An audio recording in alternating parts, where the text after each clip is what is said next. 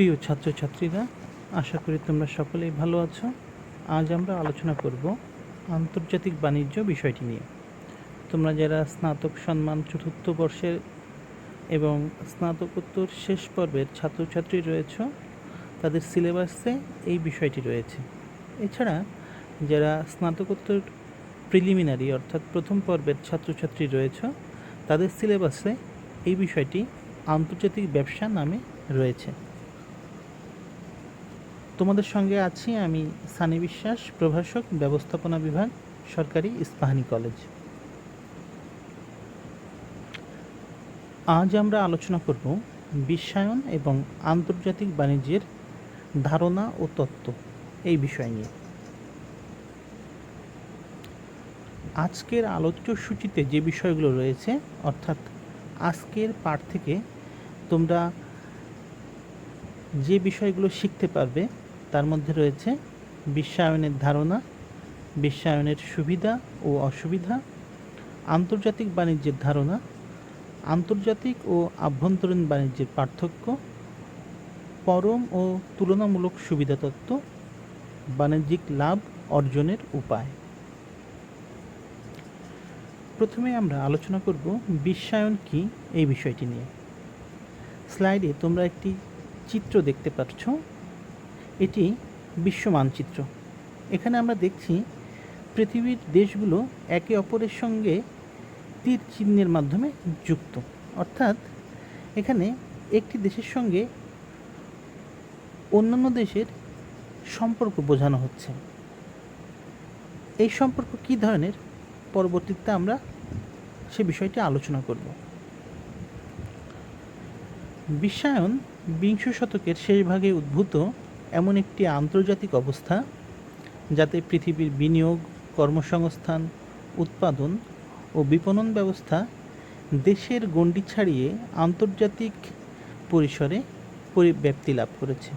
এর ফলে সারা পৃথিবী একটি পরিব্যাপ্ত সমাজে পরিণত হয়েছে এবং অভিন্ন বিনিয়োগ, কর্মসংস্থান, উৎপাদন ও বিপণন প্রক্রিয়ায় বিভিন্ন দেশ যুগপৎ অংশগ্রহণ করেছে।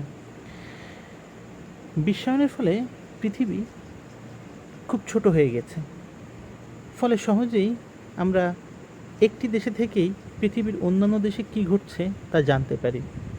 এর ফলে পুরো পৃথিবী এখন গ্লোবাল ভিলেজ বা বিশ্ব গ্রামে পরিণত হয়েছে।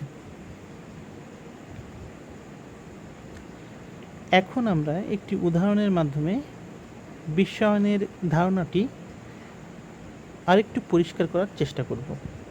একবার একজন রসিক ব্যক্তিকে বিশ্বায়নের উদাহরণ দিতে বলা হয়েছিল।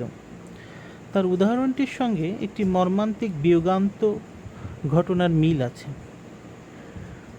রাজকুমারী ডায়ানার মৃত্যুতে তিনি বিশ্বায়নের একটি চমৎকার উদাহরণ হিসেবে মনে করেন। তার বর্ণনা মতে এই ঘটনায় একজন ইংরেজ রাজবধূ তার মিশরীয় বন্ধুর সঙ্গে ফরাসি দেশের সুড়ঙ্গে একটি সড়ক দুর্ঘটনায় আহত হন। তারা একটি জার্মান গাড়িতে চলে যাচ্ছিলেন। গাড়িটির ইঞ্জিন ছিল নেদারল্যান্ডের তৈরি। গাড়িটি চালাচ্ছিলেন একজন বেলজিয়ান চালক, যিনি স্কচ হুইস্কি খেয়ে মাতাল ছিলেন। গাড়িটির পেছন পেছন জাপানি মোটরসাইকেলে চড়ে ছুটে আসছিলেন একদল ইটালিয়ান চিত্র সাংবাদিক। আহত ডায়ানার চিকিৎসা করলেন একজন মার্কিন চিকিৎসক। তিনি ব্রাজিলের তৈরি ওষুধ ব্যবহার করেন। বিল গেটসের প্রযুক্তি ব্যবহার করে এই সংবাদ পাঠান একজন মার্কিন নাগরিক, এবং আপনি সম্ভবত এই খবর কম্পিউটারে পড়েছেন, যাতে ব্যবহার করা হয়েছে তাইওয়ানের তৈরি চিপস। এই কম্পিউটার সিঙ্গাপুরে বাংলাদেশি শ্রমিকরা সংযোজন করেছে এবং এটি বহন করে এনেছিল ভারতীয় লরি চালকরা। আর এটি হলো বিশ্বায়নের একটি আদর্শ উদাহরণ। প্রিয় ছাত্রছাত্রীরা, তোমরা হয়তো মনে করছো এই ঘটনার মধ্যে বিশ্বায়ন কোথায়। তোমরা যদি একটু ভালোভাবে লক্ষ্য করো, দেখবে এখানে বহু দেশ, বহু জাতি, তাদের উৎপাদিত পণ্য, সেবা এবং তাদের প্রযুক্তির সংমিশ্রণ ঘটেছে। এখানে যেমন বাংলাদেশ এবং ভারতের মতো দেশের শ্রমিক ও লরি চালকরা সংযুক্ত, ঠিক তেমনি এখানে মার্কিন যুক্তরাষ্ট্র কিংবা ব্রাজিলের মতো দেশের প্রযুক্তি ও ঔষধযুক্ত। এখানে একইভাবে আমরা দেখতে পারি জার্মান গাড়িতে ব্যবহৃত হয়েছে নেদারল্যান্ডের ইঞ্জিন। ফলে আমরা খুব সহজে বুঝতে পারি যখন ছোট্ট একটি ঘটনা ঘটে, সেখানে যদি পৃথিবীর বিভিন্ন দেশ, বিভিন্ন জাতি তাদের অংশগ্রহণ এবং সেই অংশগ্রহণের মধ্য দিয়ে তথ্য, প্রযুক্তি, মূলধন, তাদের বিনিয়োগ ইত্যাদির সন্নিবেশ ঘটে, তখনই বিশ্বায়নের সূচনা হয়। আশা করি এই উদাহরণটির মাধ্যমে বিশ্বায়নের পরিব্যাপ্তি সম্পর্কে কিছুটা হলেও তোমরা বুঝতে পেরেছ। এবার আমরা আলোচনা করব বিশ্বায়নের সুবিধা নিয়ে। বিশ্বায়নের ফলে উপকরণের গতিশীলতা বৃদ্ধি পায়।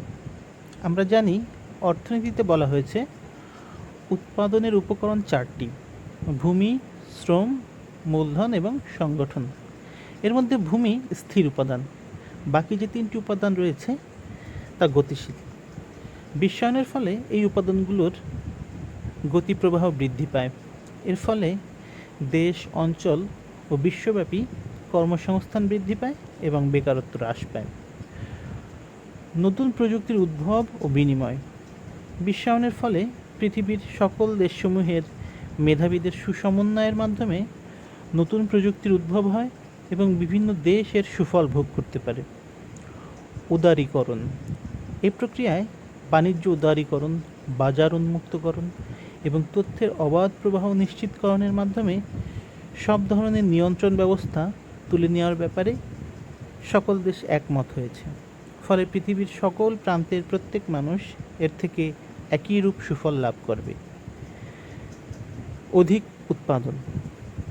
বিশ্বায়নের ফলে সম্পদের সর্বোচ্চ দক্ষ ব্যবহার নিশ্চিত করা যায়, অপচয় রোধ পায় এবং সর্বোচ্চ উৎপাদন সম্ভব হয়। দাম হ্রাস পায়। অবাধ প্রবাহের কারণে প্রতিযোগিতামূলক বিভিন্ন পণ্য সেবার দাম হ্রাস পায় এবং ক্রেতারা কম দামে ভালো মানের পণ্য ভোগ করতে পারে। একচেটিয়া ব্যবসায়ের অনুপস্থিতি। বহু দেশ, বহু উদ্যোক্তার সমন্বয়ই হলো বিশ্বায়ন। তাই এখানে যে কোনো পণ্য সেবার বিকল্প যোগান সহজেই পাওয়া যায়। এই অবস্থায় কোনো পণ্যের একক যোগান খুঁজে পাওয়া মুশকিল।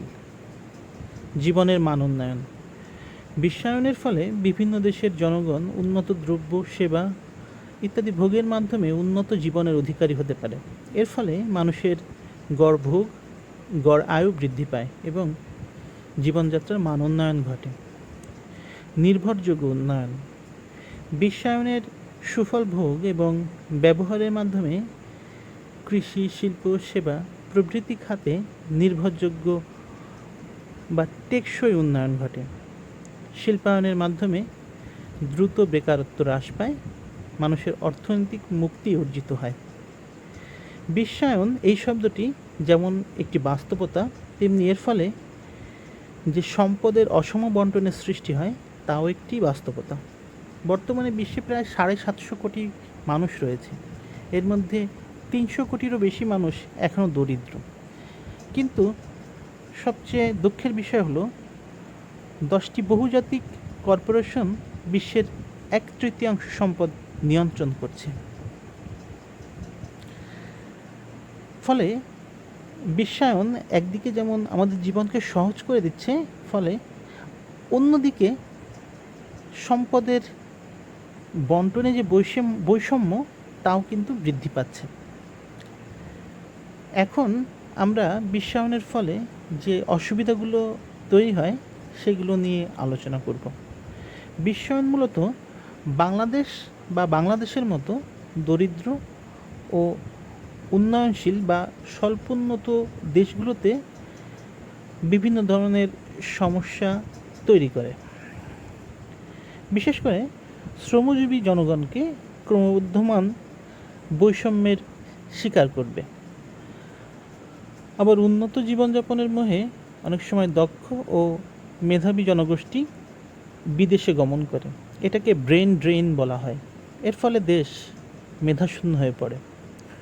ভবিষ্যৎ বংশধরদের জন্য অপরিহার্য সম্পদ হলো পরিবেশ, কিন্তু বিশ্বায়নের ফলে পরিবেশ অপচয়মূলকভাবে নিঃশেষ হয়ে যায়।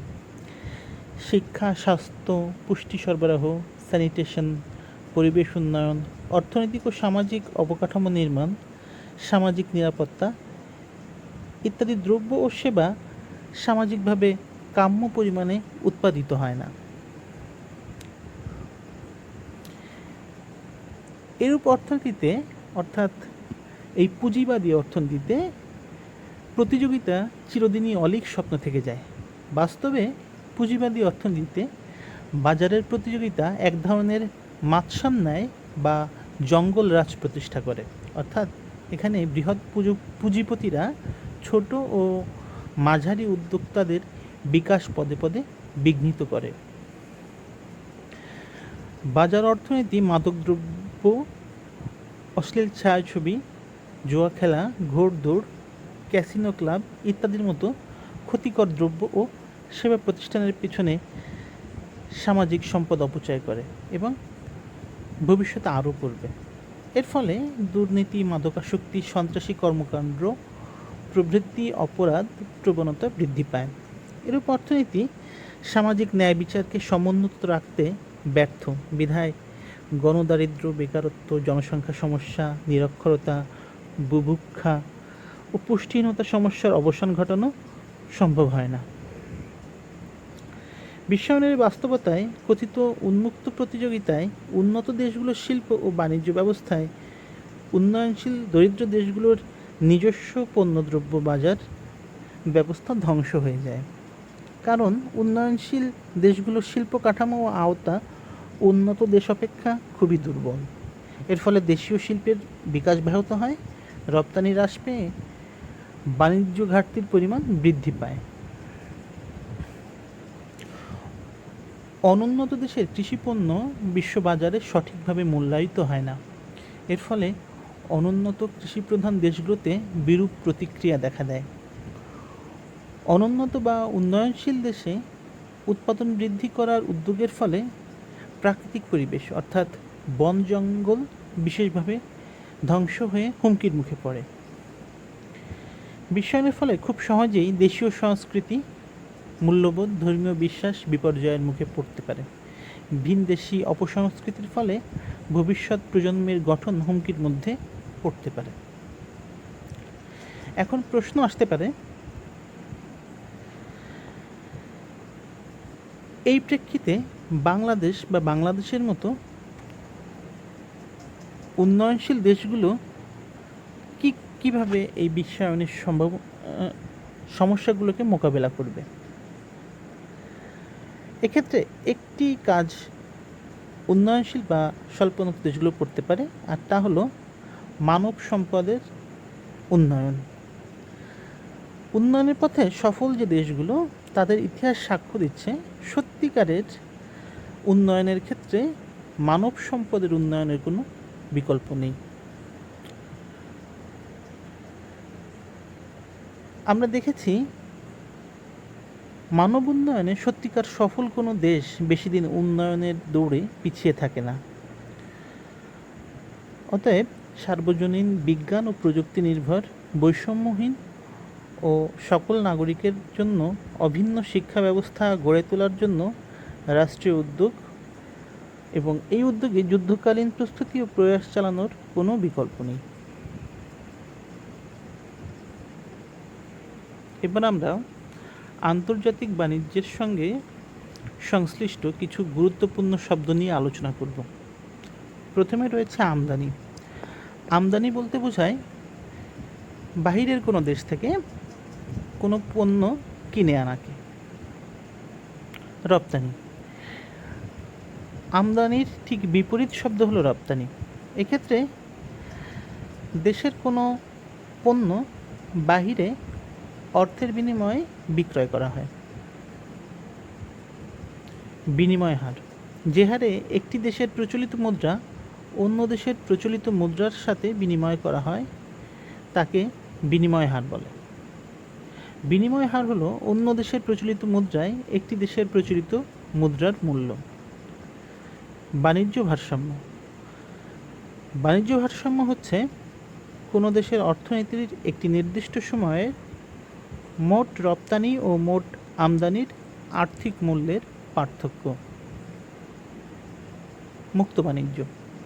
যখন আন্তর্জাতিক বাণিজ্যে কোনো ধরনের শুল্ক বা কোটাজনিত বাধা বা বিধিনিষেধ থাকে না, তখন তাকে মুক্ত বাণিজ্য বলে। ট্যারিফ। আমদানি ও রপ্তানিকৃত পণ্যের উপর যে কর আরোপ করা হয় তাকে ট্যারিফ বলে। কোটা। আমদানি ও রপ্তানি বাণিজ্যের উপর যখন কোনো সংখ্যাগত সীমারেখা আরোপ করা হয় তখন তাকে কোটা বলে। শাস্তি আরোপ। যখন একটি দেশ অন্য এক বা একাধিক দেশের উপর আইনগত বিধিবিধান পরিপালন না করার জন্য জরিমানা ধার্য করে তখন তাকে শাস্তি আরোপ বা স্যাংশন বলে। নিষেধাজ্ঞা। কোনো দেশ বা অঞ্চলের ব্যবসা বাণিজ্যের উপর আংশিক বা সম্পূর্ণরূপে বিধিনিষেধ আরোপ করা হলে তাকে নিষেধাজ্ঞা বলে। যেমন মার্কিন যুক্তরাষ্ট্র মাঝে মাঝে ইরান এবং উত্তর কোরিয়ার উপর বাণিজ্যিক নিষেধাজ্ঞা আরোপ করে। এবার আমরা আলোচনা করব আন্তর্জাতিক বাণিজ্য নিয়ে। যখন দেশের সীমানা পেরিয়ে দুই বা ততোধিক স্বাধীন ও সার্বভৌম দেশের মধ্যে আইনগত প্রক্রিয়ার মাধ্যমে দ্রব্য ও সেবার বিনিময় সম্পন্ন হয় তখন তাকে আন্তর্জাতিক বাণিজ্য বলে।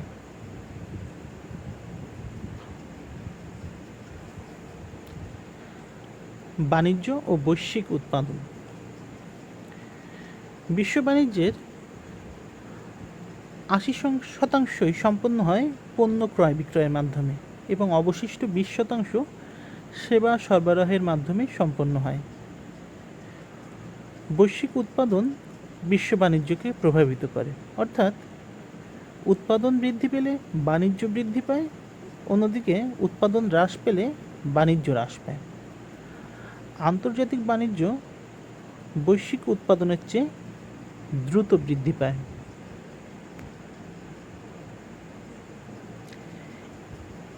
এবার আমরা একটু দেখার চেষ্টা করব বিশ্ব অর্থনীতির আকার কেমন তার উপর। ২০১৯ সালের তথ্য মতে বিশ্ব অর্থনীতির আকার প্রায় $৮০ ট্রিলিয়ন এবং আন্তর্জাতিক বাণিজ্যের পরিমাণ প্রায় $১৯.৫ ট্রিলিয়ন মার্কিন ডলার। অর্থাৎ আমরা বুঝতে পারছি বিশ্ব অর্থনীতির প্রায় 1/4 হলো আন্তর্জাতিক বাণিজ্য এবং অবশিষ্ট 4/3 আভ্যন্তরীণ বাণিজ্যের মাধ্যমে সম্পাদিত হয়। আমরা যদি একটু চিত্রটি লক্ষ্য করি, এখানে আমরা দেখতে পাচ্ছি বিশ্ব অর্থনীতিতে সবচেয়ে বড় স্থান দখল করে আছে মার্কিন যুক্তরাষ্ট্র, এরপর রয়েছে চীন।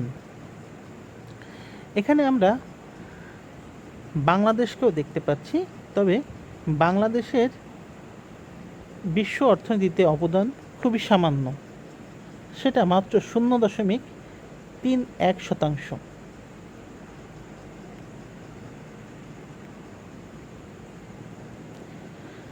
আন্তর্জাতিক বাণিজ্যের ভিত্তি।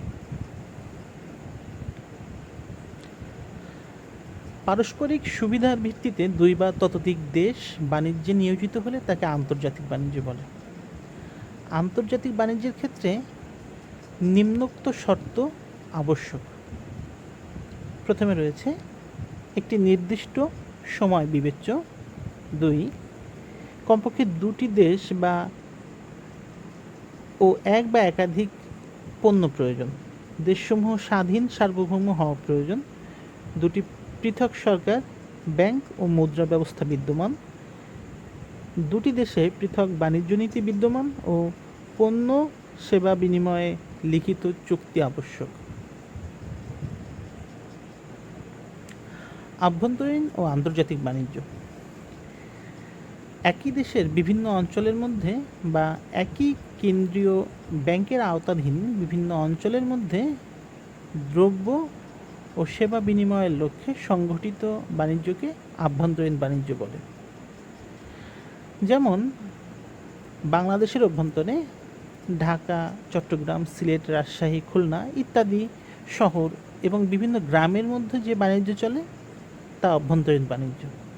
এ ধরনের বাণিজ্যে একই মুদ্রা, রাজস্ব নীতি ও দেশের প্রচলিত আইনের অধীনে পরিচালিত হয়। আন্তর্জাতিক বাণিজ্য বিভিন্ন সার্বভৌম দেশের মধ্যে দ্রব্য ও সেবার বিনিময়ে আইনগত প্রক্রিয়ার মাধ্যমে সম্পন্ন হলে তাকে আন্তর্জাতিক বাণিজ্য বলা হবে। অর্থাৎ বিভিন্ন জাতিভুক্ত মানুষের মধ্যে দ্রব্য সেবার বিনিময় সংক্রান্ত অর্থনৈতিক কার্যাবলী হচ্ছে আন্তর্জাতিক বাণিজ্য। যেমন বাংলাদেশের সঙ্গে অন্য যে কোনো দেশ, যেমন ভারত, পাকিস্তান, মার্কিন যুক্তরাষ্ট্র ইত্যাদি বিভিন্ন দেশের যে বাণিজ্য তা আন্তর্জাতিক বাণিজ্য। এ ধরনের বাণিজ্যে পৃথক পৃথক মুদ্রা, রাজস্ব নীতি, আন্তর্জাতিক নিয়মকানুন থাকে এবং তার অধীনেই আন্তর্জাতিক বাণিজ্য পরিচালিত হয়। এবার আমরা আলোচনা করব আভ্যন্তরীণ ও আন্তর্জাতিক বাণিজ্যের পার্থক্য নিয়ে। আঞ্চলিক শ্রম বিভাগ বা বিশেষীকরণ এটি হলো অভ্যন্তরীণ ও আন্তর্জাতিক বাণিজ্যের মূল ভিত্তি। এছাড়াও আরও কিছু পার্থক্য রয়েছে যে বিষয়ে আমরা এখন আলোকপাত করব। প্রথমেই সংজ্ঞাগত পার্থক্য। এ বিষয়টি আমরা আগেই আলোচনা করেছি। একই দেশের বিভিন্ন অঞ্চলের মধ্যে দ্রব্য ও সেবার বিনিময়কেই আভ্যন্তরীণ বাণিজ্য বলে। বিভিন্ন সার্বভৌম দেশের মধ্যে দ্রব্য ও সেবার বিনিময়কে আন্তর্জাতিক বাণিজ্য বলে। ভৌগোলিক সীমা। আভ্যন্তরীণ বাণিজ্যে ভৌগোলিক সীমা অতিক্রম করা হয় না, অর্থাৎ দেশের ভৌগোলিক সীমারেখার মধ্যেই বাণিজ্যিক কার্যক্রমগুলো সম্পাদিত হয়। কিন্তু আন্তর্জাতিক বাণিজ্যে ভৌগোলিক সীমারেখা অতিক্রম করা হয়। উৎপাদনের গতিশীলতা। একই দেশের অভ্যন্তরে উৎপাদনের উপাদানসমূহ অর্থাৎ শ্রম, মূলধন ও উদ্যোক্তা অত্যন্ত গতিশীল হয়।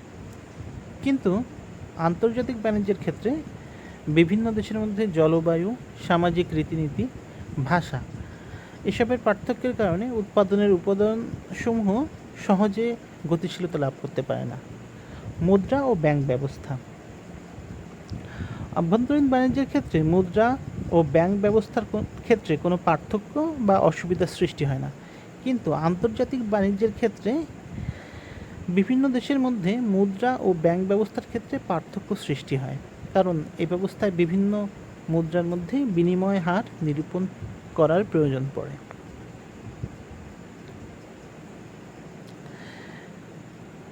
ক্লাসিক্যাল অর্থনীতিবিদগণ মনে করেন অভ্যন্তরীণ ও আন্তর্জাতিক বাণিজ্যের মধ্যে পার্থক্য বিদ্যমান থাকলেও আধুনিক অর্থনীতিবিদগণ মনে করেন উভয় বাণিজ্যের ভিত্তি এক হওয়ায় আভ্যন্তরীণ ও আন্তর্জাতিক বাণিজ্যের মধ্যে যে পার্থক্য তা মূলত মাত্রাগত কিন্তু শ্রেণীগত নয়। এক্ষেত্রে অধ্যাপক বার্টিল বলেছিলেন অভ্যন্তরীণ বাণিজ্যের সম্প্রসারণই হলো আন্তর্জাতিক বাণিজ্য এবং এই দুই ধরনের বাণিজ্যের ক্ষেত্রে মৌলিক কোনো পার্থক্য নেই। অর্থাৎ আমরা বুঝতে পারছি উভয় বাণিজ্যেই পণ্যদ্রব্য বা সেবার কেনাবেচা হয়, শুধুমাত্র ভৌগোলিক সীমারেখাই হলো এখানকার মূল পার্থক্য। সুতরাং এতক্ষণ আমরা যে আলোচনা করলাম সেখান থেকে এটা সুস্পষ্ট যে আভ্যন্তরীণ ও আন্তর্জাতিক বাণিজ্যের মধ্যে যথেষ্ট পার্থক্য রয়েছে, কিন্তু সে পার্থক্যগুলো মাত্রাগত, তা শ্রেণীগত নয়। এবং এই ধরনের বাণিজ্যের মধ্যে যে পার্থক্য রয়েছে সেই পার্থক্যের দরুন অর্থনীতিবিদগণ আন্তর্জাতিক বাণিজ্যকে বিশ্লেষণ করার জন্য পৃথক পৃথক বাণিজ্যিক তত্ত্ব প্রদান করেছেন। এখন আমরা আন্তর্জাতিক বাণিজ্যের বিভিন্ন তত্ত্বগুলো নিয়ে আলোচনা করব। প্রথমেই আমরা আলোচনা করব পরম সুবিধা এই তত্ত্বটি নিয়ে। দুটি দেশের মধ্যে আন্তর্জাতিক বাণিজ্য হয় কারণ দুটি দেশই বাণিজ্য থেকে লাভ করে। বাণিজ্য থেকে লাভ দেখানোর জন্য ডেভিড রিকার্ডো তুলনামূলক সুবিধা তত্ত্ব প্রদান করেন। তবে এই তত্ত্ব আলোচনার পূর্বে আমরা অ্যাডাম স্মিথ প্রদত্ত পরম সুবিধা তত্ত্ব সংক্ষিপ্ত পরিসরে আলোচনা করব। যদি দুটো দেশের মধ্যে একটি দেশে একটি পণ্য এক একক উৎপাদনের জন্য যে পরিমাণ উপকরণ লাগে তা অন্য দেশটির তুলনায় কম হয়, তাহলে প্রথমোক্ত দেশটির ওই পণ্যে পরম সুবিধা আছে বলা হয়। অর্থাৎ একটি পণ্য উৎপাদনে যে দেশে কম উপকরণ লাগবে সেই দেশই পরম সুবিধায় আছে ধরে নিতে হবে। এখানে আমরা একটি উদাহরণ দেওয়ার চেষ্টা করেছি। এখানে দুটি দেশ বিবেচনা করা হয়েছে, বাংলাদেশ ও আমেরিকা, এবং দুটি পণ্য তৈরি পোশাক ও কম্পিউটারকে বিবেচনায় ধরা হয়েছে। এখানে উৎপাদনের উপকরণ হিসেবে শ্রমকে বিবেচনা করা হয়েছে। আমরা সারণীতে দেখতে পাচ্ছি তৈরি পোশাক উৎপাদনের ক্ষেত্রে বাংলাদেশে 2 একক শ্রমের প্রয়োজন হয়, কিন্তু আমেরিকায় প্রয়োজন হয় 4 একক শ্রমের।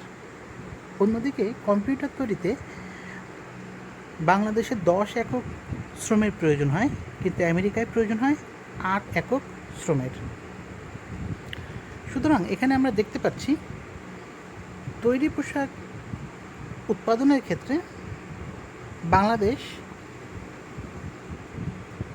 পরম সুবিধায় রয়েছে। আবার কম্পিউটার উৎপাদনের ক্ষেত্রে আমেরিকা পরম সুবিধায় রয়েছে, কারণ তৈরি পোশাকের ক্ষেত্রে বাংলাদেশে উপকরণ কম লাগছে, কিন্তু আমেরিকায় কম্পিউটার তৈরিতে উপকরণ কম লাগছে। এক্ষেত্রে আমরা বলতে পারি বাংলাদেশ তৈরি পোশাক উৎপাদনে পরম সুবিধা পাচ্ছে, অন্যদিকে আমেরিকা কম্পিউটার তৈরিতে পরম সুবিধা পাচ্ছে। এখন একটি প্রশ্ন আসতে পারে, সেটি হলো দুটি দেশের মধ্যে একটি দেশ যদি অন্য দেশের তুলনায় সকল পণ্য উৎপাদনে বেশি দক্ষ হয়, তাহলে দেশ দুটির মধ্যে লাভজনক বাণিজ্য হবে কি না। আমরা পূর্বে যে পরম সুবিধা তত্ত্বটি আলোচনা করলাম, এখানে আমরা যদি একটু চিন্তা করি, বাংলাদেশ এবং আমেরিকা যদি আন্তর্জাতিক বাণিজ্যে লিপ্ত হয়, সেক্ষেত্রে বাংলাদেশ যদি তৈরি পোশাক রপ্তানি করে এবং কম্পিউটার আমদানি করে, তাহলে বাংলাদেশ লাভবান হবে। অন্যদিকে আমেরিকা যদি কম্পিউটার তৈরি করে এবং তৈরি পোশাক এবং তা রপ্তানি করে তৈরি পোশাক আমদানি করে, তাহলে আমেরিকাও লাভবান হবে। সুতরাং পরম সুবিধা তত্ত্ব অনুযায়ী যে দেশ যে পণ্যে পরম সুবিধা লাভ করে তার উচিত সেই ধরনের পণ্যই উৎপাদন করা। অর্থাৎ এক্ষেত্রে পরম সুবিধাপ্রাপ্ত পণ্যটির উৎপাদনে বিশেষায়নের উপর জোর দিতে হবে, এবং সেই পণ্যটি রপ্তানির মাধ্যমে যে পণ্যটি তৈরি করা সম্ভব হচ্ছে না বা যে পণ্য উৎপাদনে পরম সুবিধা নেই, সেই ধরনের পণ্যগুলো আমদানি করা যেতে পারে।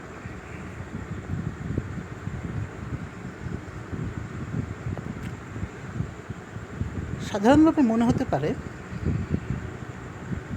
যে কোনো পণ্য উৎপাদনে বাংলাদেশের শ্রমিকের তুলনায় আমেরিকার শ্রমিকের উৎপাদনশীলতা এত বেশি যে বাংলাদেশের পক্ষে কোনো পণ্য আমেরিকায় রপ্তানি করা সম্ভব নয়।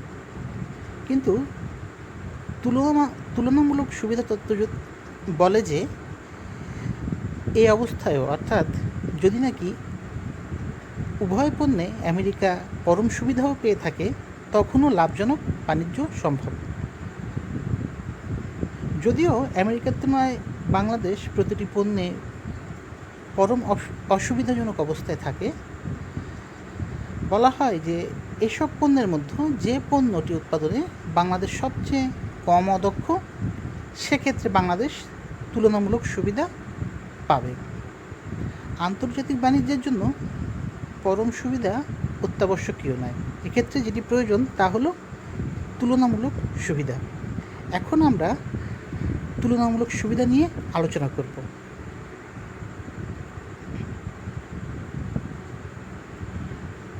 তুলনামূলক সুবিধা তত্ত্ব অনুযায়ী যদি প্রতিটি দেশ যে দ্রব্য তুলনামূলক কম খরচে উৎপাদন করতে পারে বা যাতে তুলনামূলক কম অদক্ষ সেই দ্রব্য উৎপাদনে বিশেষায়ন এবং তা রপ্তানি করে, তাহলে প্রতিটি দেশ উপকৃত হবে। অনুরূপভাবে যদি প্রতিটি দেশ যে দ্রব্য তুলনামূলকভাবে বেশি খরচে উৎপাদন করতে পারে বা যাতে তুলনামূলকভাবে বেশি অদক্ষ সেই দ্রব্য আমদানি করে, তাহলে প্রতিটি দেশই উপকৃত হবে। আমরা একটি সারণীর মাধ্যমে তুলনামূলক সুবিধা তত্ত্বটি ব্যাখ্যা করতে চেষ্টা করব। এক্ষেত্রেও বাংলাদেশ এবং আমেরিকা এবং তৈরি পোশাক ও কম্পিউটারকে বিবেচনায় আনা হয়েছে এবং উৎপাদনের উপকরণ হিসেবে শ্রমকে বিবেচনা করা হয়েছে। আমরা দেখতে পাচ্ছি তৈরি পোশাক উৎপাদনে বাংলাদেশে 2 একক শ্রম লাগে এবং আমেরিকায় সেখানে প্রয়োজন হয় মাত্র 1 একক শ্রম। অন্যদিকে কম্পিউটার উৎপাদনে বাংলাদেশে 10 একক শ্রম প্রয়োজন হয়, কিন্তু আমেরিকায় প্রয়োজন হয় মাত্র 2 একক শ্রম। সুতরাং আমরা এখানে দেখতে পাচ্ছি যে উভয় পণ্যে অর্থাৎ তৈরি পোশাক এবং কম্পিউটার এই উভয় ক্ষেত্রেই আমেরিকা পরম সুবিধায় আছে। এক্ষেত্রে আমাদের চিন্তা করতে হবে যে একটি দেশ যদি উভয় ক্ষেত্রেই পরম সুবিধায় থাকে তখন কি বাণিজ্য হবে? তুলনামূলক সুবিধা তত্ত্ব বলছে এক্ষেত্রেও বাণিজ্য সম্ভব।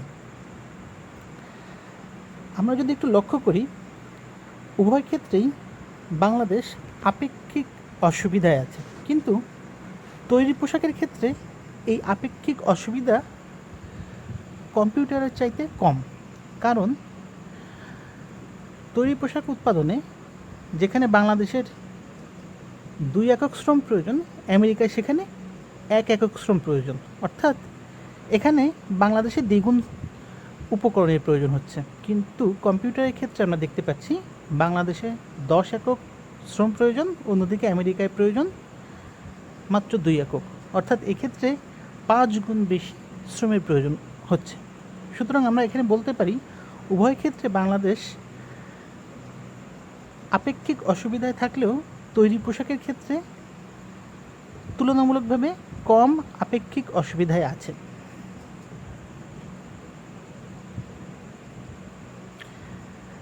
আমরা যদি মনে করি আন্তর্জাতিক বাজারে 1 একক কম্পিউটারের বিনিময়ে 3 একক তৈরি পোশাক পাওয়া যায়, এ অবস্থায় বাংলাদেশ শুধুমাত্র তৈরি পোশাক উৎপাদন করতে পারে এবং আমেরিকা শুধুমাত্র কম্পিউটার উৎপাদন করতে পারে, এবং উভয় দেশ নিজেদের উৎপাদিত পণ্য আন্তর্জাতিক বাণিজ্যের মাধ্যমে আদান প্রদান করে লাভবান হতে পারে। যেমন একটি কম্পিউটার তৈরিতে বাংলাদেশে যে শ্রম প্রয়োজন হবে তা দিয়ে 5 একক তৈরি পোশাক উৎপাদন করা সম্ভব। এখানে আমরা দেখতে পাচ্ছি 10/2 = 5, অর্থাৎ একটি কম্পিউটার তৈরিতে যে শ্রম লাগবে তা দিয়ে আমরা 5টি পোশাক তৈরি করতে পারবো। কিন্তু এক্ষেত্রে যদি আমেরিকার দিকে চিন্তা করি, সেখানে তারা একটি কম্পিউটার তৈরির জন্য যে শ্রমের প্রয়োজন হবে তা দিয়ে 2টি তৈরি পোশাক তৈরি করতে পারবে। সুতরাং এক্ষেত্রে বাংলাদেশ যদি 5টি তৈরি পোশাক তৈরি করে এবং আমেরিকা যদি কম্পিউটার প্রস্তুত করে এবং তারা যদি একে অপরের সঙ্গে এই তৈরি পোশাক এবং কম্পিউটার বিনিময় করে, সেক্ষেত্রে আন্তর্জাতিক বাজারে যদি একটি কম্পিউটার এবং তৈরি পোশাকের বিনিময় 1:3 হয়, অর্থাৎ 3টি পোশাক দিয়ে একটি কম্পিউটার পাওয়া যায়, তখন বাংলাদেশ তার উৎপাদনের মাধ্যমে একটি কম্পিউটার পেতে পারে এবং অতিরিক্ত 2 একক পোশাক তার কাছে বাড়তি থেকে যাবে। অন্যদিকে আমেরিকা তারা 1 একক কম্পিউটার তারা যদি বাংলাদেশে রপ্তানি করে, সেক্ষেত্রে তারা 3 একক তৈরি পোশাক পাবে, যেখানে তাদের নিজ দেশে তৈরি পোশাক উৎপাদনের ক্ষেত্রে 2 একক শ্রম ব্যবহার করে তারা মাত্র 2টি তৈরি পোশাক তৈরি করতে পারত, সেখানে এক্ষেত্রে তারা 3টি তৈরি পোশাক প্রস্তুত করতে পারবে। সুতরাং আমেরিকাও এখানে আমদানি করার মাধ্যমে একটি বেশি পোশাক পাবে। অন্যদিকে বাংলাদেশ কম্পিউটার আমদানি করার মাধ্যমে একটি কম্পিউটার পাবে এবং নিজ দেশে উৎপাদিত অতিরিক্ত 2 একক পোশাক বাংলাদেশেই থাকবে, যা তারা পরবর্তীতে ভোগ করতে পারবে। এভাবে উভয় দেশই তুলনামূলক সুবিধা তত্ত্ব অনুযায়ী লাভবান হতে পারবে।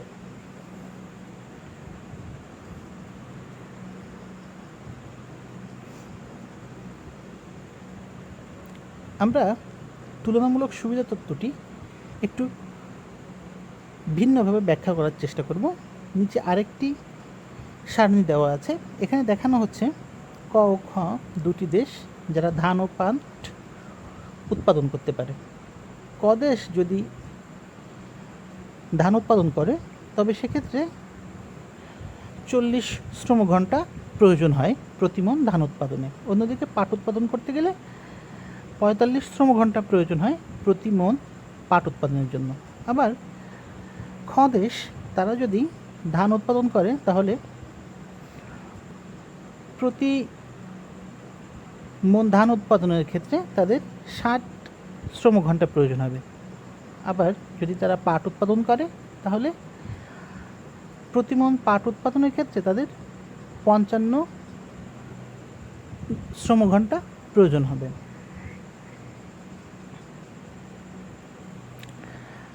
আমরা যদি উৎপাদন সম্ভাবনা রেখার সাহায্যে বিষয়টি ব্যাখ্যা করতে চাই তখন বিষয়টি এমন হবে।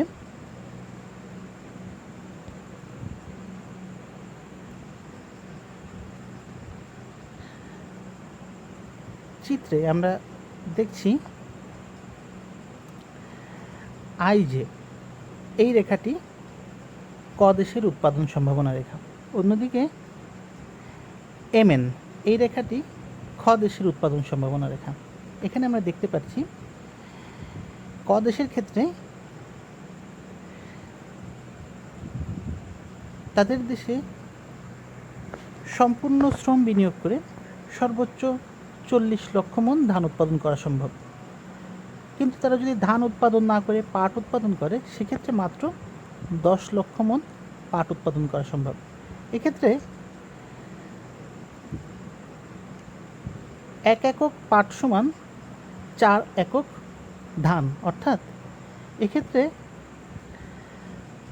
ক দেশকে 1 একক পাট উৎপাদন করতে গেলে 4 একক ধানের উৎপাদন ত্যাগ করতে হয়। এটাকে সুযোগ ব্যয় বলে। অর্থাৎ একটি পণ্য উৎপাদন করলে তারা অন্য পণ্যটি উৎপাদন করতে পারবে না।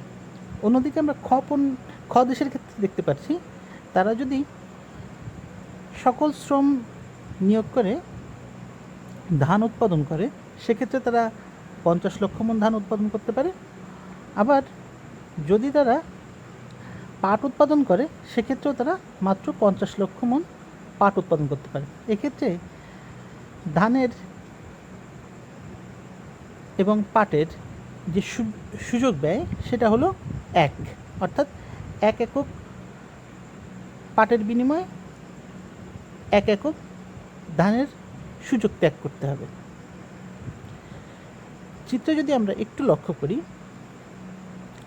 এক্ষেত্রে মনে হতে পারে খ দেশ উভয় ক্ষেত্রে সুবিধাজনক স্থানে রয়েছে, কিন্তু আমরা দেখতে পাচ্ছি পাট উৎপাদনের ক্ষেত্রে খ দেশ অনেক বেশি সুবিধাজনক স্থানে রয়েছে, প্রায় 500% বা 5 গুণ বেশি সুবিধাজনক স্থানে। অর্থাৎ ক দেশ তার সমস্ত শ্রম নিয়োগ করে মাত্র 10 লক্ষ মণ পাট উৎপাদন করতে পারে, কিন্তু খ দেশ সেখানে পারে 50 লক্ষ মণ।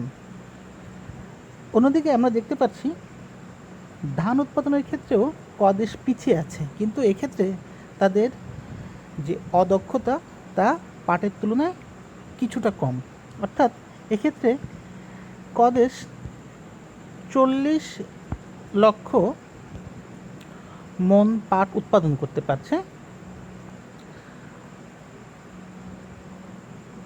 এবং খ দেশ 50 লক্ষ মন পাট উৎপাদন করতে পারছে। এক্ষেত্রে খ দেশের দক্ষতা মাত্র 25% বেশি, যেখানে পাটের ক্ষেত্রে তা ছিল প্রায় 500%। সুতরাং আমরা বুঝতে পারছি যদি ক দেশ ধান উৎপাদনে অধিক মনোনিবেশ করে এবং খ দেশ পাট উৎপাদনে অধিক মনোনিবেশ করে এবং নিজেদের মধ্যে ধান এবং পাট আদান প্রদান করে, অর্থাৎ আন্তর্জাতিক বাণিজ্যের মাধ্যমে আমদানি বা রপ্তানি করে, তখন উভয় দেশই লাভবান হবে।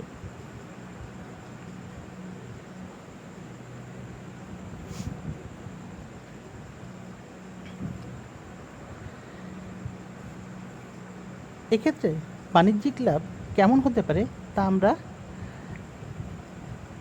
এই চিত্রের মাধ্যমে ব্যাখ্যা করার চেষ্টা করব। আমরা এখানে দেখতে পাচ্ছি আইজে হলো ক দেশের উৎপাদন সম্ভাবনা রেখা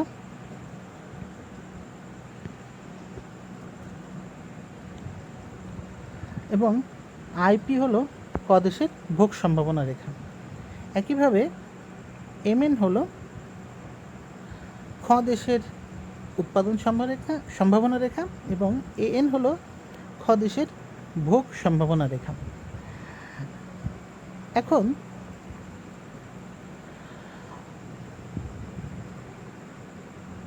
ক দেশ যদি 1 একক পাট খ দেশে রপ্তানি করে তবে তারা কোনো সুবিধা পাবে না। অন্যদিকে খ দেশ যদি 1 একক পাট ক দেশে রপ্তানি করে সেক্ষেত্রে উভয় দেশ সুবিধা পাবে। আমরা পূর্বেই আলোচনা করেছিলাম ক দেশে 1 একক পাটের সূচক ব্যয় হলো 4 একক ধান। সুতরাং তারা যদি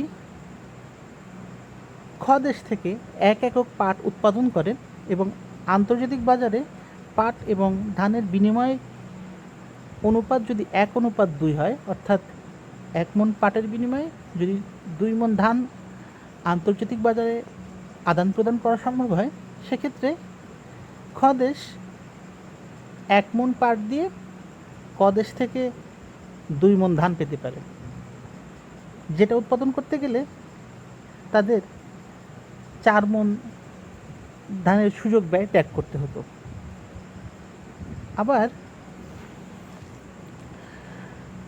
ক দেশ তারা মাত্র 2 মণ ধান খ দেশকে প্রদান করে, সেখানে তারা 1 মণ পাট পেতে পারে, যেটা নিজের দেশে উৎপাদন করতে গেলে তাদের 4 মণ ধানের বিনিময়ে উৎপাদন করতে হতো। সুতরাং এক্ষেত্রে ক দেশ 2 মণ ধান বেশি লাভ করছে, অন্যদিকে খ দেশ তারাও 1 মণ ধান বেশি লাভ করছে। এভাবে আন্তর্জাতিক বাণিজ্যে দুটি দেশ তারা তুলনামূলক সুবিধা তত্ত্বের মাধ্যমে পণ্য আমদানি এবং রপ্তানি করার মাধ্যমে বাণিজ্যিক লাভ অর্জন করতে পারে।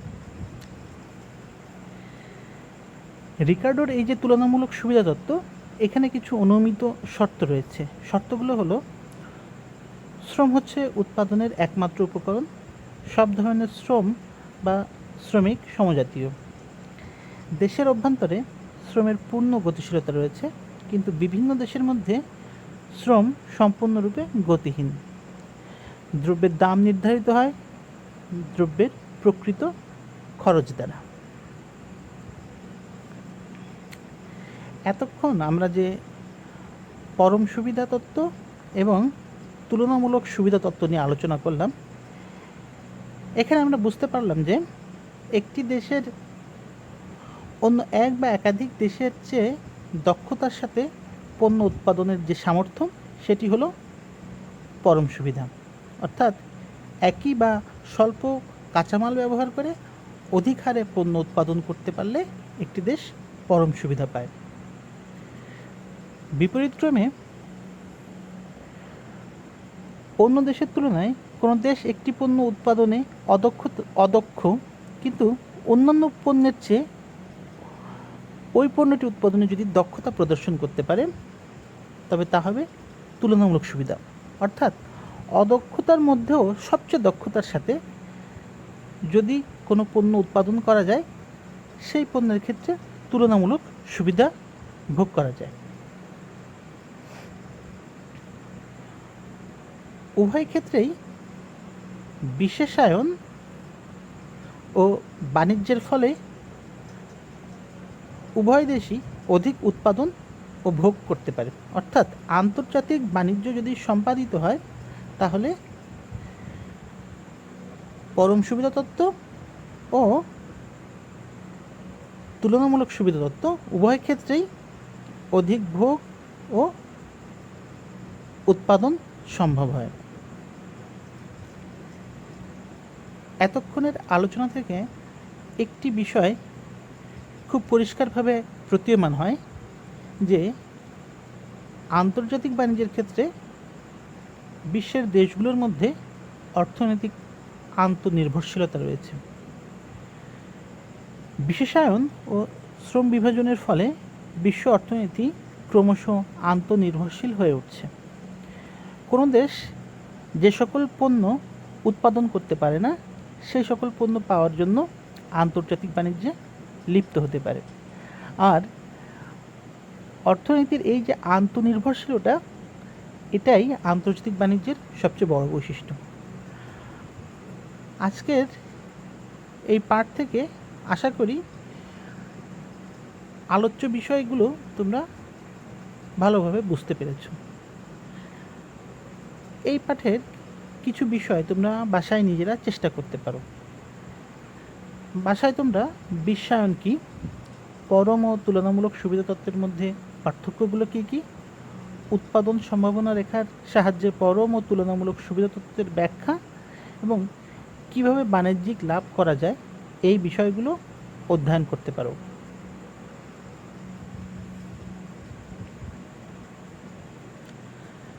আশা করি আজকের বিষয়টি তোমরা ভালোভাবে বুঝতে পেরেছ।